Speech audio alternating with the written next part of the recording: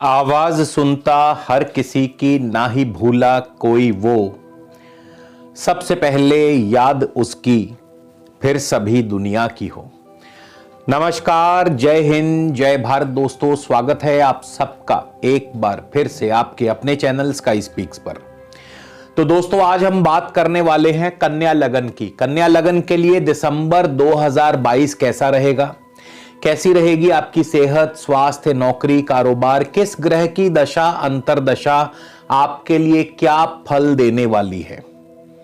और संक्षेप में अगर कहूं तो इस महीने लक, लव एंड लग्जरी ये तीनों ही आपके कदमों में होंगे। यानी ये महीना बहुत खास है, बहुत दिलचस्प है आपके लिए। तो कहीं भी जाइएगा मत दोस्तों, वीडियो को शुरू से लेके अंत तक जरूर देखिएगा। और यदि आपने अब तक हमारे चैनल को सब्सक्राइब नहीं किया तो कृपया हमारे चैनल को सब्सक्राइब कर लीजिए, ताकि जब भी हम कोई वीडियो अपलोड करें तो आप तक पहुंचे सबसे पहले। और दोस्तों, यदि आप मुझसे किसी भी प्रकार का निजी परामर्श लेना चाहते हैं तो स्क्रीन पर मेरी कांटेक्ट डिटेल्स आपको मिल जाएंगी। आप ऑफिस टाइमिंग्स में मुझसे संपर्क कर सकते हैं, मगर शुल्क लागू रहेंगे। तो चलिए आगे बढ़ते हैं और मैं आपकी जानकारी के लिए बता दूं, आज का ये गोचर फल केवल और केवल कन्या लगन वालों के लिए है। अर्थात जिनका भी जन्म कन्या लगन में हुआ है, केवल उनके लिए है। तो कृपया इसे अपने लगन से ही देखिएगा। और हां, दशा अंतरदशा मत भूलिएगा, क्योंकि प्रत्येक ग्रह केवल और केवल अपनी दशा अंतरदशा में ही अपना फल प्रदान करता है। तो सबसे पहले जानते हैं ग्रहों की चाल। केतु आपके द्वितीय भाव में है, तुला राशि में है। सूर्य, बुध और शुक्र आपके तृतीय भाव वृश्चिक राशि में होंगे। लेकिन बुध 3 दिसंबर को, शुक्र 5 दिसंबर को चौथे भाव में धनु राशि में प्रवेश कर जाएंगे। सूर्य भी 16 दिसंबर को धनु राशि चौथे भाव में पधारेंगे। शनि पंचम भाव अपनी स्वराशि मकर में है। बृहस्पति सप्तम भाव, बृहस्पति भी अपनी स्वराशि मीन में है। राहु अष्टम भाव में है, मेष राशि में। मंगल वक्र होकर के नवम भाव में है, वृश्चिक राशि में। और चंद्रमा आपके एकादश भाव के स्वामी हैं। तो शुरुआत करते हैं सबसे पहले हम बुध से, जो कि लगन के स्वामी हैं, लग्नेश हैं। यानी बुध की दशा अंतरदशा आपको कैसा और क्या फल देने वाली है, बुध की दशा अंतरदशा में क्या फल प्राप्त हो सकते हैं। दोस्तों, बुध चौथे भाव में होंगे 3 दिसंबर को धनु राशि में। और बुध लगन और दशम भाव के स्वामी हैं। लग्नेश और दशमेश बुध चले गए हैं चौथे भाव में। चौथा भाव जो कि सुख स्थान माना गया है, जनता का स्थान माना गया है। तो यहां पे सुखों की वृद्धि करते हैं, जनता में भी आपके प्रति विश्वास कायम होता है। क्योंकि यदि आप नेता हैं, अभिनेता हैं, आप इन ऐसे क्षेत्रों से जुड़े हैं जहां आपका पब्लिक रिलेशन है, तो वहां आपको बहुत सफलता, बहुत लाभ मिलने वाला है। और यहां से बुध की अपनी स्वदृष्टि होगी मिथुन राशि, यानी नौकरी कारोबार में भी आपके लिए बहुत तरक्की देने वाले हैं। बुध 3 दिसंबर को मूल नक्षत्र में होंगे, जो कि केतु का नक्षत्र है। अब केतु इस समय वर्तमान में चल रहे हैं आपकी वृषभ राशि धन भाव में, यानी आपको आर्थिक रूप से बहुत मजबूती प्रदान करते हैं। आर्थिक पक्ष बेहद मजबूत होगा। लेकिन केतु के प्रभाव से किसी निकट भाई बंधु या परिवार के सदस्य से अनबन भी हो सकती है। तो थोड़ा सा आपको आपस में तालमेल बना के चलना होगा और वाद विवाद से आपको दूर रहना होगा। और इसके अलावा केतु जो है आपको कोई ना कोई छोटी मोटी परेशानी, जैसे कंठ या मुख संबंधी कोई ना कोई परेशानी आपको दे सकते हैं। 12 दिसंबर को बुध चले जाएंगे पूर्वाषाढ़ा यानी शुक्र के नक्षत्र में। और यहां से आपको मिलता है लक, लव और लग्जरी, क्योंकि बुध स्वयं चौथे भाव में है, लगन और दशम के स्वामी हैं। और बुध चले गए हैं किसके, अपने परम मित्र शुक्र के नक्षत्र में। और शुक्र क्या देंगे आपको, आपका फॉर्च्यून, लक यानी भाग्य आपका साथ देगा। हर कार्य में आपको सफलता, लग्जरी चीजें जैसे नया भूमि, नया वाहन सुख आपको मिल सकता है, या और भी लग्जरी आइटम्स आपको मिल सकती है। घूमना फिरना, सैर सपाटा, दोस्तों के साथ पार्टी शार्टी, मित्रता, लव लाइफ आपकी बहुत बढ़िया रहेगी। इसके अलावा शिक्षा के क्षेत्र में भी आपका प्रदर्शन जो है बहुत अच्छा रहने वाला है। पढ़ाई में भी आपको अच्छे जो है सफलता प्राप्त होगी। यदि आप आर्ट से जुड़े हैं, आर्टिस्टिक चीजों से जुड़े हैं, कला के क्षेत्र से जुड़े हैं, तो वहां भी सफलता आपके कदम चूमेगी। विदेश यात्रा भी हो सकती है, लंबी दूरी की यात्रा, इंपोर्ट एक्सपोर्ट का कारोबार आपके लिए बढ़िया रहेगा। फॉरेन सेटलमेंट भी हो सकती है और मान सम्मान, पद प्रतिष्ठा तो साथ में बोनस के रूप में मिलेगा ही मिलेगा। तो इसीलिए मैंने कहा था कि इस महीने लक, लव एंड लग्जरी तीनों आपके कदमों में होंगी। 22 दिसंबर को बुध चले जाएंगे उत्तराषाढ़ा नक्षत्र में। सूर्य का नक्षत्र है, सूर्य द्वादश भाव के स्वामी हैं। अब यहां थोड़ा सा आपको ध्यान रखना होगा। सूर्य 12वें भाव के स्वामी है, बुध के ऊपर मंगल की दृष्टि है, मंगल तृतीय और अष्टम के स्वामी है। 3, 8, 12 का कॉम्बिनेशन बंधन योग पैदा करता है। तो ध्यान रखिए, 22 दिसंबर के बाद से वाद विवाद में बिल्कुल नहीं पड़ना है और आपको अपना समय पर, अपना जो भी आप कार्य करते हैं तो समय पर अपना टैक्स वैक्स जमा करवाते रहें, क्योंकि यहां पे 3, 8, 12 का कॉम्बिनेशन आपको परेशानी दे सकता है अगर आप वाद विवाद में पड़ते हैं या आप किसी अनैतिक कार्य से जुड़ते हैं, तो ध्यान रखिएगा। और 29 तारीख को बुध वक्र हो जाएंगे। इसी तरह केतु की बात कर लेते हैं। केतु आपको कैसा फल देने वाले हैं? केतु आपके द्वितीय भाव में है, शुक्र की राशि में है और केतु इस समय राहु के नक्षत्र स्वाति नक्षत्र में चल रहे हैं, राहु अष्टम भाव में है। तो केतु का प्रभाव थोड़ा मिला जुला रहेगा, मिश्रित प्रभाव रहेगा।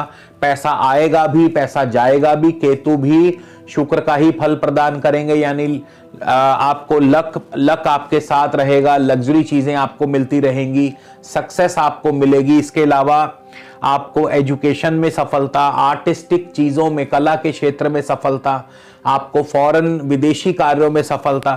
तो लेकिन क्योंकि राहु के नक्षत्र में है, राहु अष्टम भाव में है, तो नुकसान भी साथ साथ चलता रहेगा, यानी पैसा आएगा खर्च हो जाएगा, आएगा खर्च हो जाएगा। इनकम और एक्सपेंसेस दोनों बराबर चलते रहेंगे। इसके अलावा केतु के ऊपर शनि की भी दृष्टि है पंचम भाव से। पंचम भाव से शनि की दृष्टि कहीं ना कहीं आपको शेयर मार्केट से लाभ करवा सकती है, आपको नौकरी में आपको सफलता दिला सकती है। और लेकिन लव लाइफ में यहां पे जो शनि की दृष्टि केतु के ऊपर आ रही है, तो लव लाइफ में केतु की दशा में आपको वाद विवाद की स्थिति में भी डाल सकती है, तो वाद विवाद में आपको नहीं पड़ना है। इसी तरह सूर्य की बात करें तो सूर्य की दशा अंतरदशा आपको कैसा फल देगी? सूर्य आपके द्वादशेष हैं, तृतीय भाव में है, यानी द्वादशेष जब भी तृतीय भाव में आता है तो एक बात नोट कर लीजिए कि आपका वीजा या पीआर अप्रूवल आपको मिल जाती है। यानी अगर आपने वीजा के लिए आपने अप्रूवल के लिए लगा रखी है फाइल, या पीआर के लिए अगर आपने फाइल लगा रखी है, तो आपकी वो फाइल अप्रूव होने के बहुत बढ़िया चांसेस हैं। विदेश यात्रा, स्थान परिवर्तन भी हो सकता है। इसके बाद 3 दिसंबर को सूर्य जाएंगे बुध के नक्षत्र में। यहां पे अपनी मेहनत, अपनी कोशिशों से ना आपका केवल मान सम्मान बढ़ेगा, बल्कि आपके अधिकार और पद की वृद्धि होगी। यानी नौकरी में, कारोबार में तरक्की, प्रमोशन, मान सम्मान तो मिलेगा ही। इसके बाद 16 दिसंबर को सूर्य चले जाएंगे मूल नक्षत्र, केतु का नक्षत्र। आर्थिक पक्ष बेहद मजबूत होगा, धन लाभ होगा, लग्जरी चीजों पर खर्चा होगा, भूमि भवन वाहन सुख आदि की प्राप्ति। लेकिन यहां पे आपको वाद विवाद से दूर रहना है, क्योंकि यहां पे आपके शनि की भी दृष्टि है और मंगल की भी दृष्टि है। 29 को चले जाएंगे सूर्य पूर्वाषाढ़ा शुक्र के नक्षत्र में।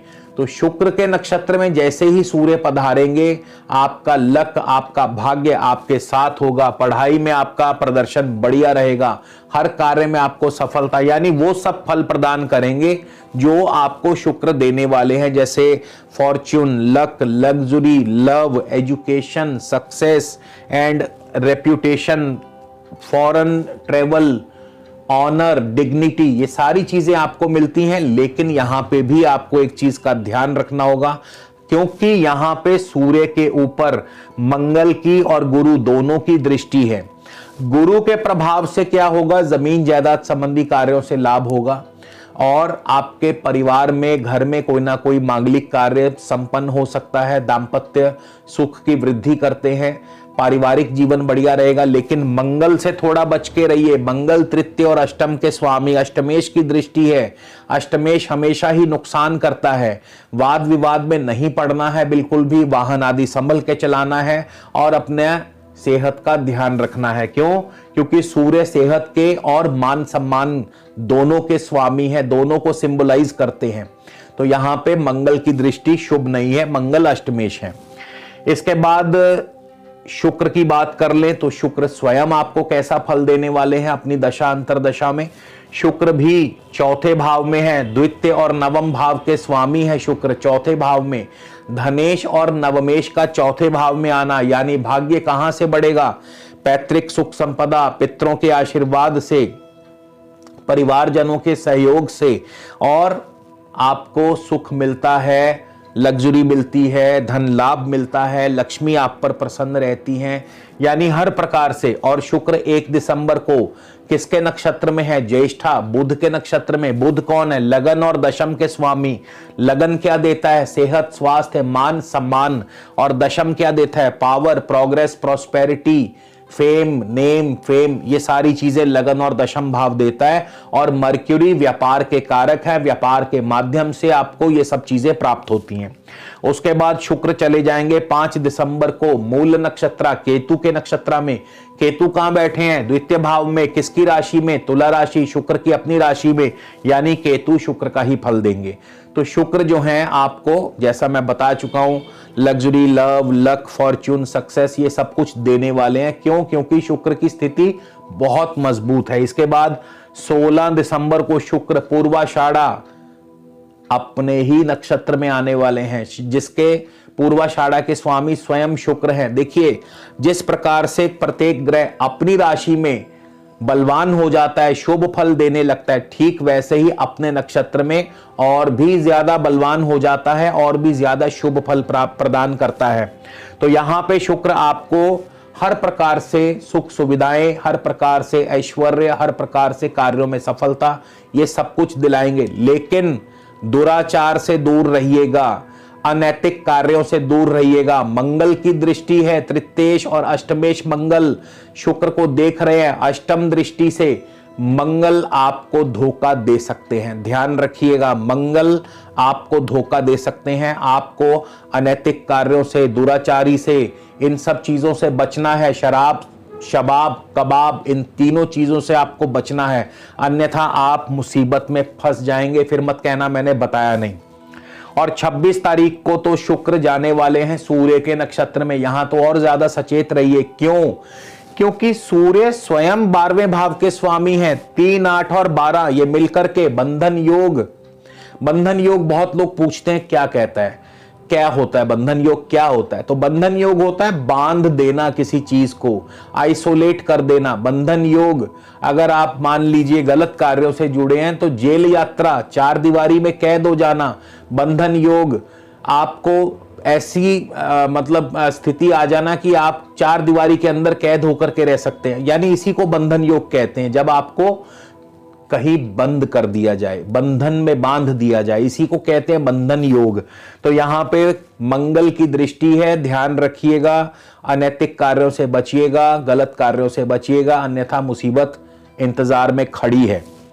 शनि की बात कर लें, शनि की दशा अंतरदशा कैसा फल देगी? अब शनि पंचम भाव में है, छठे भाव के स्वामी शनि पंचम भाव में है, लेकिन शनि भी मंगल के नक्षत्र में है और मंगल तृतीय और अष्टम भाव के स्वामी है। तो शनि की दशा अंतरदशा में तो बहुत सावधान रहिए। एक तो सबसे पहले आपको जो है किसी भी प्रकार के वाद विवाद से दूर रहना होगा। आपको यात्रा आदि में कष्ट हो सकता है, भाई बंधुओं से अनबन हो सकती है, वाहन आपको संभल के चलाना है। और इसके अलावा पैतृक यानी अपने बड़े बुजुर्गों के साथ आपको बिल्कुल वाद विवाद नहीं करना है, बुजुर्गों के साथ सलीके से पेश आना है। तो शनि की दशा अंतरदशा बढ़िया नहीं है और मंगल वक्री भी है इस समय, तो शनि की दशा अंतरदशा में ध्यान रखिएगा। शनि हालांकि पंचम भाव में है, अपनी राशि। शनि जहां तक पंचम भाव की चीजों का सवाल है तो वहां बढ़िया फल देंगे, यानी पंचम भाव में है हाँ, लेकिन नौकरी में दिक्कतें पैदा करेंगे, नौकरी में अनिश्चितता पैदा करेंगे, नौकरी जा सकती है, नौकरी में परिवर्तन हो सकता है, ये सब भी शनि करवाने वाले हैं। तो शनि की दशा अंतरदशा बहुत बढ़िया नहीं है आपके लिए। इसके बाद बृहस्पति की बात कर ले, बृहस्पति आपको कैसा फल देंगे। अब देखिए बृहस्पति सप्तमेश भी हैं, चतुर्थेश, चौथे और सातवें भाव के स्वामी हैं, लेकिन किसके नक्षत्र में? शनि के नक्षत्र में। शनि कहां बैठे? पंचम भाव। जहां तक संतान सुख की बात है तो दिलवाएंगे, जहां तक शेयर मार्केट की बात है तो लॉन्ग टर्म इन्वेस्टमेंट से फायदा होगा, जहां तक आपके लव लाइफ की बात है वो भी ठीक ठाक रहेगी, आपके जहां तक प्रॉपर्टी आदि मैटर्स की बात है वो भी बढ़िया रहेंगे, प्रॉपर्टी मैटर्स में फायदा होगा। लेकिन बृहस्पति भी क्योंकि शनि के नक्षत्र में है और शनि पंचमेश पंचम भाव में है तो नौकरी में दिक्कतें जरूर पैदा करेंगे या नौकरी में परिवर्तन जरूर करवा सकते हैं। तो बृहस्पति की दशा अंतरदशा में नौकरी में दिक्कतें या नौकरी में परिवर्तन, लेकिन अन्य मामलों में बृहस्पति बहुत अच्छा फल देंगे। यहां से बृहस्पति की दृष्टि लाभ स्थान पे है, लगन पे है, तृतीय भाव पर है, तो मान सम्मान भी बढ़ेगा, इनकम भी बढ़ेगी और भाई बंधुओं के साथ सुख सहयोग भी बना रहेगा। राहु की दशा अंतरदशा कैसा फल देगी? देखिए राहु भी आपको कोई राहत देने वाले नहीं है, राहु भी शनि की भांति फल देंगे। क्यों? क्योंकि राहु स्वयं अष्टम भाव में है, मंगल की राशि में है और राहु शुक्र के ही नक्षत्र में है। शुक्र के नक्षत्र में होने के बावजूद भी राहु ज्यादा शुभ फल नहीं दे पाएंगे, तो राहु से जरा सावधान रहें, बच के रहें। चोट, दंड, जुर्माना, धन हानि, स्वास्थ्य हानि, ये सभी कुछ राहु अपनी दशा अंतरदशा में दे सकते हैं, तो आपको सावधान भी रहना है, ध्यान भी रखना है। मंगल की अपनी दशा, मंगल खुद कैसा फल देने वाले हैं? मंगल ने वैसे तो नाक में दम कर रखा है सबके, तृतीयेश है, अष्टमेश है, मंगल की सूर्य पे भी दृष्टि है, मंगल की बुध और शुक्र पे भी दृष्टि है, तो मंगल परेशानी तो दे रहे हैं, लेकिन मंगल की स्वयं अपनी दशा कैसी रहेगी? तो मंगल की स्वयं अपनी दशा डिपेंड करता है चंद्रमा पे। क्यों? क्योंकि 4 दिसंबर को मंगल जाने वाले हैं रोहिणी नक्षत्र, चंद्रमा के नक्षत्र में। अगर चंद्रमा आपकी कुंडली में बहुत ही ज्यादा शुभ स्थिति में बैठे हैं, अगर मान लीजिए चंद्रमा आपकी कुंडली में लाभ स्थान में ही बैठे हैं या उच्च के होकर के भाग्य भाव में बैठे हैं या केंद्र आदि या त्रिकोण आदि भावों में बैठे हैं, तब तो मंगल बहुत बढ़िया फल देंगे, इसमें कोई दो राय नहीं। मंगल बहुत बढ़िया फल देंगे, हर प्रकार से धन लाभ होगा, कार्यों में सफलता मिलेगी और आमदनी की वृद्धि होगी। लेकिन अगर कहीं चंद्रमा खराब है, चंद्रमा तीसरे, छठे, 8वें, 12वें भाव में बैठे हैं, तो फिर आपकी दिक्कतें बढ़ेंगी, क्योंकि यहां पे मंगल स्वयं तृतीयेश अष्टमेश है, उसका राशि नक्षत्रपति चंद्रमा भी अशुभ स्थिति में होगा और सूर्य की दृष्टि भी होगी मंगल पे। तो यहां पे मंगल का पूरा पूरा फल डिपेंड करता है कि चंद्रमा की पोजीशन आपकी कुंडली में कैसी है। तो यहां पे मंगल की दशा अंतरदशा डाइसी हो सकती है, नेगेटिव पॉजिटिव कुछ भी हो सकती है, दोनों पर ध्यान रखना होगा। अब चंद्रमा की अपनी बात कर लें, चंद्रमा आपको कैसा फल देंगे? चंद्रमा भी वही सिचुएशन है कि चंद्रमा अगर आपकी कुंडली में शुभ स्थान में है, अपनी स्वराशि में है, उच्च राशि में है और शुभ नक्षत्र में है, तब तो चंद्रमा बहुत लाभ देने वाले हैं, आमदनी की वृद्धि करने वाले हैं, हर कार्य में सफलता दिलवाने वाले हैं। लेकिन अगर चंद्रमा की स्थिति अच्छी नहीं है, शुभ नहीं है, तो फिर चंद्रमा भी आपको दिक्कत परेशानी दे सकते हैं, आमदनी में कमी कर सकते हैं, खर्चों की वृद्धि कर सकते हैं। अब बात करते हैं उपाय क्या करना चाहिए। देखिए इस बार शनि और राहु इन दोनों के विशेष उपाय जरूरी हैं। कारण क्या है कि शनि भी मंगल के नक्षत्र में है, राहु भी मंगल के नक्षत्र में है, मंगल की राशि में है, सॉरी। तो शनि और राहु की दशा अंतरदशा बढ़िया नहीं है और इसके लिए बड़ा ही सरल उपाय है, बहुत सिंपल उपाय है। क्या करना है? हो सके तो रोजाना, नहीं तो कम से कम शनिवार के शनिवार नारियल और बादाम अपनी सामर्थ्य अनुसार, एक नारियल कम से कम और एक मुट्ठी बादाम, साबुत बादाम लेने हैं, बादाम की गिरी नहीं लेनी है, साबुत बादाम यानी एलमंड विद शेल, छिलका समेत। तो साबुत बादाम और नारियल मंदिर में चढ़ाते रहे, तो इससे क्या होगा इससे शनि और राहु शांत रहेंगे, कोई नुकसान नहीं करेंगे और लाभ बना रहेगा। तो इसी के साथ दोस्तों आपसे विदा लेता हूं, अगले वीडियो में फिर मिलेंगे, तब तक के लिए नमस्कार, जय हिंद।